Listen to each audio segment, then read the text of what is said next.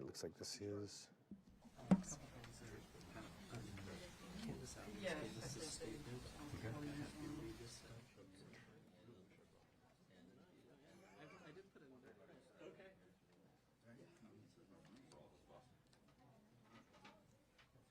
We want all you guys up here.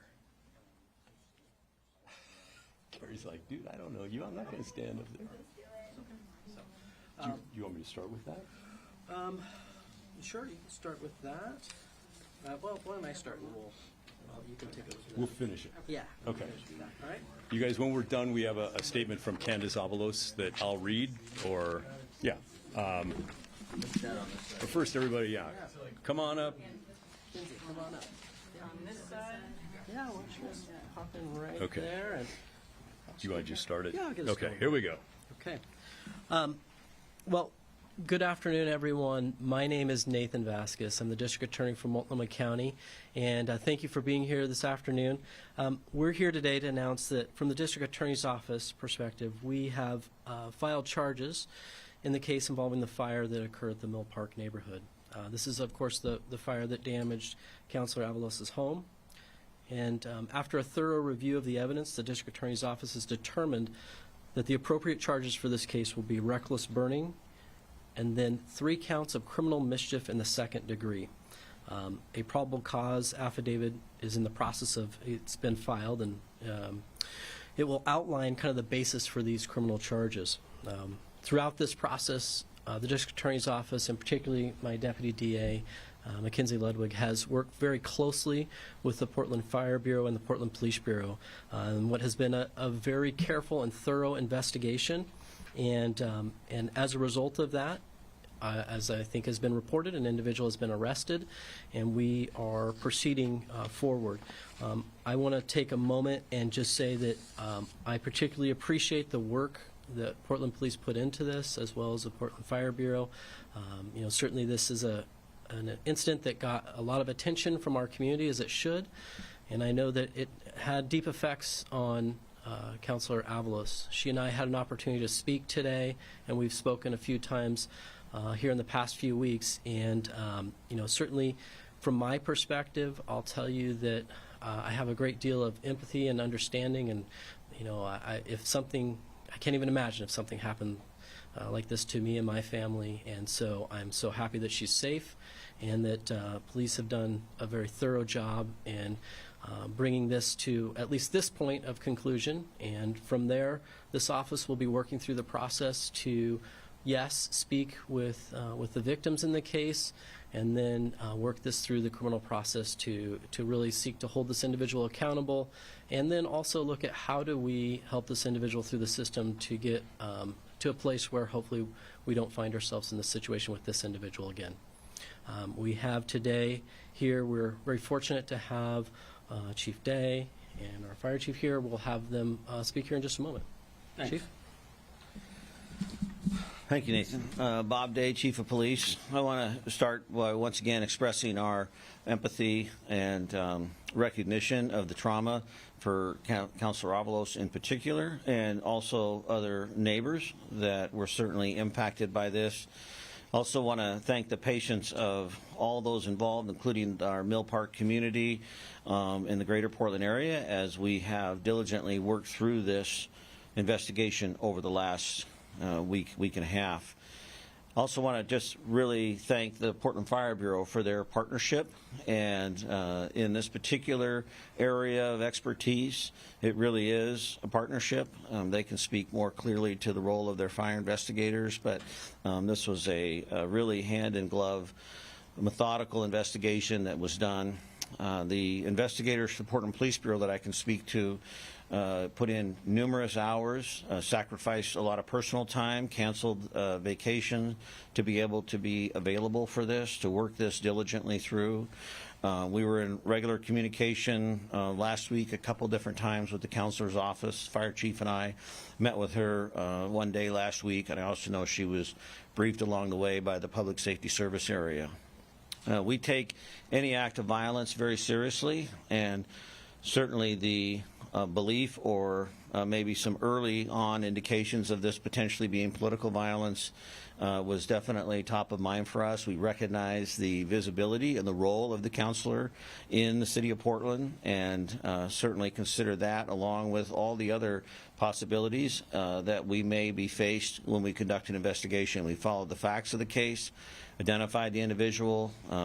East Precinct officers were able to take him into custody today, and then Detective Hopper and Fire Investigator Anderson, I believe, were able to gain more information through their interview with him today. So really good work.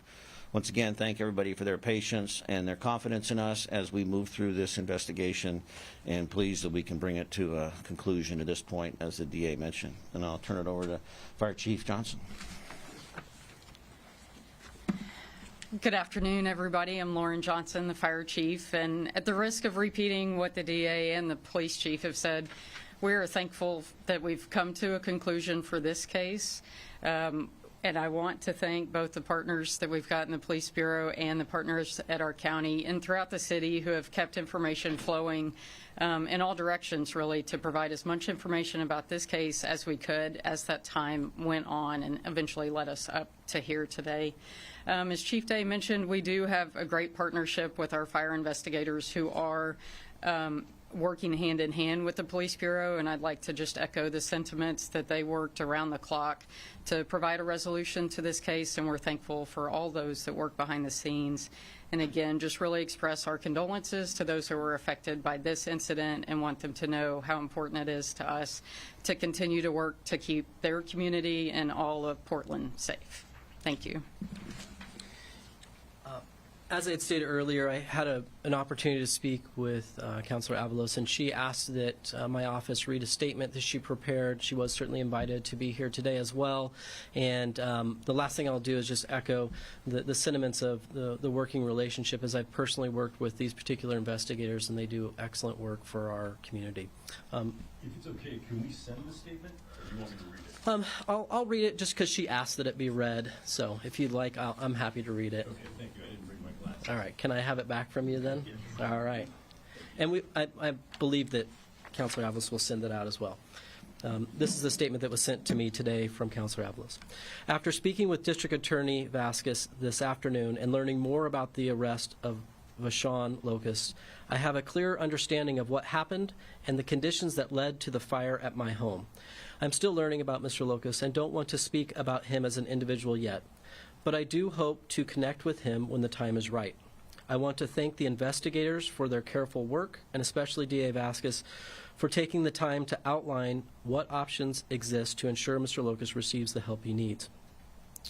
When I asked for patience and cautioned against speculation last week, it was because we are living in a moment where deeply rooted, preconceived ideas about homelessness are being reinforced and weaponized against our most vulnerable neighbors. Across the country, we're seeing the dehumanization of people experiencing homelessness pushed at the highest levels of power used to justify cruelty instead of care, and that national climate inevitably shapes how we see and treat one another here at home. This was an act that caused real harm and disruption to my life and others, and it's important that we find a path forward that centers both healing and responsibility, but it's also a reminder that far too many of our neighbors are living in crisis, people navigating untreated mental illness, addiction, and poverty in a system that failed to catch them before they fall. My hope is that we can hold space for both compassion and accountability and recommit to addressing the conditions that make tragedies like this possible in the first place. It's a statement of Councilor Avalos. At this time, if it's okay, we'll make some time for questions. Yeah, go ahead. Everybody on Bazi with Point 6 News. Happy to see you all here, and thank you for sharing all of the information. I know that this was a pretty high-profile case. It made a lot of headlines of a potential arson at first, and I just want to make sure that we're clear. This is not being investigated as an arson anymore? And then also, second part to that question, because the city councilor's property was damaged, did this ramp up the timeline for an arrest, investigating, that sort of thing? I'm happy to answer that if you'd like, Chief Day. I'll say that this didn't change the timeline. Having worked with these particular investigators before, they are very diligent, and what they have always exhibited is an interest in that when a fire happens, they quickly try to get right to not just the cause of the fire, but what led up to it and all those things. So I've seen that done countless times before. And then the first part of your question was kind of the arson component.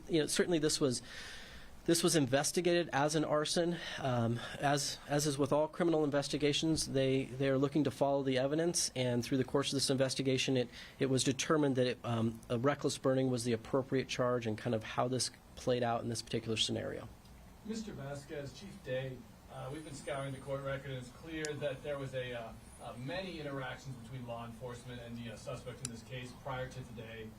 Is this a revolving door of justice? I mean, we're seeing clearly many of prior contacts, treatment plans, mental health treatment, and yet here we are today.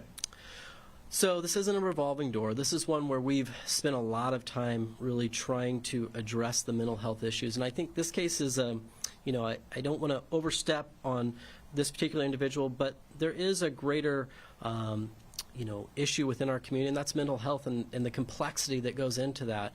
I think the court record will show that we have made multiple attempts through our mental health court system to address this. It's something that we're talking about in the state legislature, certainly something that we're talking about here locally, looking for different avenues. I can tell you right now, one of my senior deputies went down to Nevada to look at some of their facilities with the sheriff of Clackamas County and Multnomah County to find better options to help those struggling with mental health. And so it's an issue that we are intensely working on, and I think this case highlights some of those challenges. But this isn't a situation of a revolving door of justice. I think it's the complexity of mental health. Chief, anything to add? No, I think he covered it. I think that's fine. Well, if I could ask you a follow-up, sir. My understanding is an arson investigator, perhaps this is a better question for the fire bureau, did speak with the suspect in this case, and he cooperated and offered a statement. Can you just one of you can relay a little bit more about what he said? I mean, it sounded like he was trying to stay warm or something like that. I'm not going to comment on the details of the investigation at this point. I don't want to speculate. I haven't, been in those investigative rooms. I just had been briefed on the fact that we have an arrest and we've developed probable cause and submitted that to the DA's office. But I don't want to speculate right now on what he said. We'll be sharing that more as we go forward through the court process. Totally understand that, Chief. Yeah. But of course, motive is such a huge community concern with this case. So is there anything you can add on that? Yeah, we're comfortable based upon the information we received that as outlined in the charges, and I'd certainly defer to the DA for that explanation, but reckless burning is not arson, and so we're definitely comfortable in those charges based upon all the information, including the interview that was done earlier today. Yeah, and I'll tell you just so that there's no spoilers here. Well, I guess this is a spoiler. Is that the probable cause affidavit will address that directly. It will tell you exactly kind of the discussion that those investigators had with him. This is a court document, obviously, that we're filing for the probable cause, so it'll be a matter of public record. But in there, this individual talks about the need for a warming fire on a cold night. There was a fire that got out of control. It wasn't, there was no political motivation. There was nothing that indicates he had any knowledge of who lived in the area even. I have a question kind of bouncing off of that. This might be a question for you guys as well. High homeless population here in Multnomah County. You can't ignore that. And we're entering the colder winter months, and people are using fires to keep warm and maybe space heaters. And how often do you see maybe incidents like this, maybe not to this extent because this was a pretty big deal, but how many incidents do you see around this time of year similar to this? Sure. Now, I'm happy to defer to the fire chief. I've looked into this myself, but however you'd like. Yeah, no, I'm happy to answer that just because preparing. Yes. Thank you. Sure. So we look back at last year's fiscal year and almost 3,000 reports, so 2,969 fire reports that we looked at. Roughly half of those were associated with maybe a houseless population starting a fire or using a fire in one way or another. So that's almost half of those. And of those, we sustained 10 civilian injuries and 1 death, and about $3.12 million in damages were associated with these events. Most of those things are fires that are started in rubbish, trash, or some kind of waste fire. Okay, thank you. If you want to bounce off of that, whatever you want to say to that. I mean, I think that really speaks for itself in the sense that we have been talking about immensely within the city what to do in this situation, and I know that the mayor is obviously very concerned, and this office has expressed its support with the idea of we want to get people off the streets, into shelters, into a safe living environment where we don't have these situations with these fires. I would say that when I hear those numbers of well over 1,000, it's shocking, and I think for this community, no one wants to see people that are living in a condition where it's so dangerous, particularly when we're talking about tents, cold, severe weather. We want to see people get into a healthy and safe condition. When it comes to a situation where someone maybe is witnessing somebody burning something or recklessly burning, how should that person approach it? Should they contact police or should they contact fire department? How is that? Yeah, I mean, going into this cold season? I'll grab this one. It's a 911 call, and they should request a fire response. I know the 911 operators do a great job of kind of filtering through and making that determination. But when we're seeing fires out there, and I get emails, contact about it, and we direct people to have a response because we want to make sure that doesn't get out of control and get to a situation just like this where people's lives are greatly harmed.